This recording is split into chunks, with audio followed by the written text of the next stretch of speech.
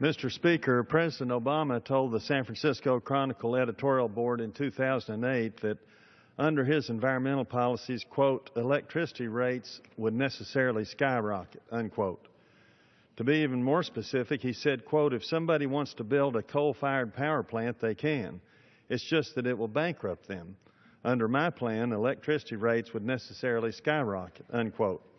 Now listen to this story from the Washington Post just last week. Pueblo, Colorado. Sharon Garcia is stumbling around her dining room in the dark trying to find Post-it notes.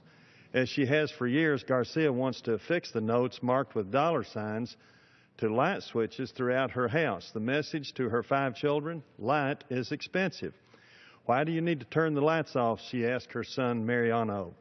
Because otherwise there's no money, he answers dutifully. And when there's no money, she asked, you can't feed us or take us anywhere, he says. Bingo again.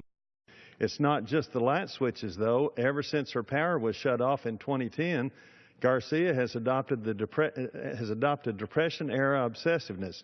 She doesn't use the oven in the summer because it heats up the house, and she uses only one small air conditioner. Even the aquarium goes dark when someone's not in the room. And yet, no matter how much she rations and cuts, Garcia cannot keep ahead of the fast rise in rates in Pueblo, where the residential rate per kilowatt hour has risen 26% since 2010 and on a per household basis is among the highest in the state. I'm still quoting from the Post story. Garcia's extreme frugality is indirectly the result of coal plants shutting down as Colorado transitions to renewable energy. But in Pueblo, it happened in a way that has left poor consumers gasping for relief. To a wealthy community, skyrocketing less electricity rates might not have much of an effect.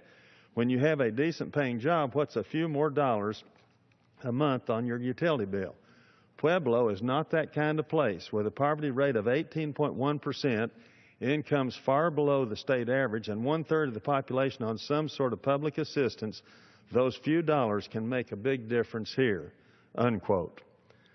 Now, I realize that almost all environmental radicals come from wealthy or very upper-income families. Perhaps they just do not realize how harmful all these environmental rules and regulations and red tape are to poor and lower-income people. As Charles Lane, the Washington Post columnist, said, climate change, quote, is a rich man's issue. Perhaps it doesn't matter to wealthy environmentalists that all this environmental overkill has sent millions of good jobs to other countries over the last 40 or 50 years. Now we've ended up with the best educated waiters and waitresses in the world, as millions of college graduates or very intelligent non-college graduates are having to work at jobs far below the levels of their education or below the level of their skills, talents, and abilities.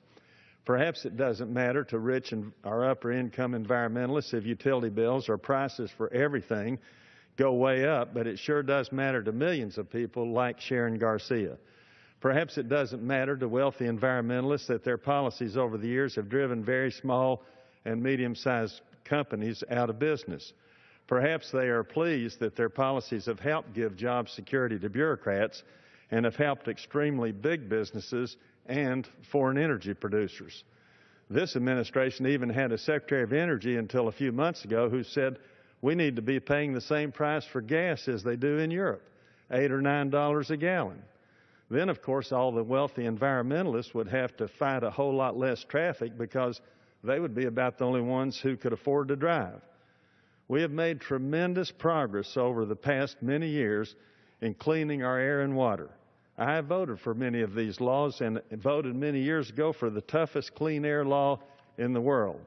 But as Charles Krauthammer said, if we shut our whole country down, it would make almost no difference on carbon emissions because China and India together are opening coal-fired plants at a rate of almost 1 per week, and Indonesia is the 3rd largest emitter. Some environmental groups hate to admit how much progress we've made, how much cleaner our air and water are, because it would reduce their contributions.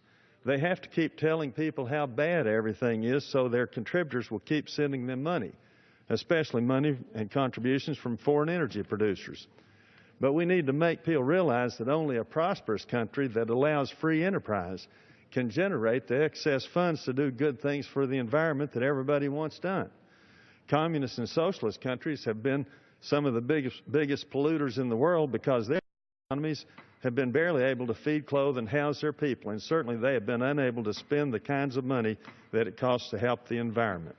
We must not allow big government environmental regulators at both the federal and state levels to cause our country to move so far to the left that it destroys our economy. Thank you, Mr. Speaker.